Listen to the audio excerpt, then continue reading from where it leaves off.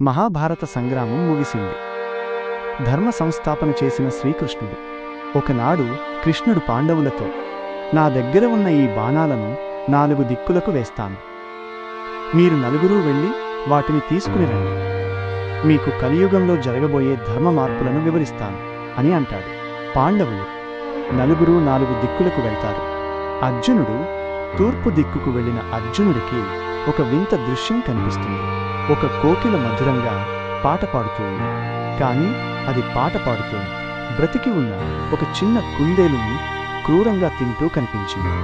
అర్జునుడు ఆశ్చర్యంతో బాణం తీసుకుని వెనుదిరిగాడు. భీముడు దక్షిణం వైపు వెళ్లిన భీముడికి 5 బావులు ఉన్న చోట బాణం దొరుకుతుంది. ఆ ప్రాంతమంతా ఎండిపోతుంది. 4 బావుల నిండా నీళ్లు పొంగి పొర్లుతుంది. కాని మధ్యలో ఉన్న 5వ బావి మాత్రం పూర్తిగా ఎండిపోయింది. నకులుడు సహదేవుడు ఒక దిక్కుకు వెళ్లిన పాండవుడికి ఒక ఆవు తన దూడను అతి గారాబంగా విపరీతమైన ప్రేమతో గట్టిగా నాకడం వల్ల ఆ దూడ ఊపిరాడక చనిపోతున్నట్టుగా కనిపిస్తుంది. 4 అంతిమ సందేశం. చివరి పాండవుడికి పర్వతం దగ్గర బాణం దొరుకుతుంది. అక్కడ ఒక పెద్ద బండరాయి పర్వతంపై నుంచి దొర్లుతూ వస్తుంది. అది మార్గంలో ఉన్న ప్రతి అడ్డంకిని బద్దలు కొడుతుంది. చివరకు ఒక చిన్ని మొక్కను తాకగానే ఆగిపోయింది. శ్రీకృష్ణుడి అంతిమ వివరణ. అర్జున, కలియుగంలో ఇదే జరుగుతుంది. కోకిల పాటల మత ప్రబోధకులు మధురంగా మాట్లాడి ధర్మపాఠాలు బోధిస్తారు. కానీ ఆ కోకిల కుందేలును తిన్నట్లుగా వారు అమాయకులైన భక్తుల కష్టార్జితాన్ని దోచుకు తింటారు. భీమ, ఆ పొంగిపొర్లే బావులు మితిమీరిన సంపదను సూచిస్తాయి.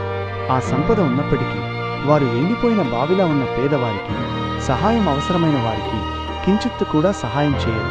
దాన ధర్మాలు, మానవత్వం పూర్తిగా మరుగున పడతాయి. శ్రీకృష్ణుడి వివరణ. నకుల, సహదేవ, ఆ ఆవు చేసింది అతి గారాబం. కలియుగంలో తల్లిదండ్రులు తమ పిల్లలపై మితిమీరిన గారాబం పెంచి వారికి ఏ కష్టమూ తెలియకుండా చేసి వారి జీవితాలనే నాశనం చేస్తారు. వారి అతి ప్రేమ బంధనం అవుతుంది.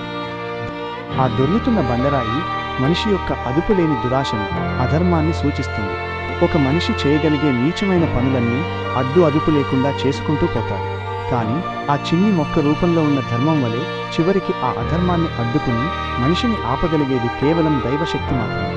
ఈ విధంగా శ్రీకృష్ణుడు కలియుగంలో ధర్మం ఒంటి పాదంపై నడవబోయే తీరును పాండవులకు విపులంగా వివరించాడు.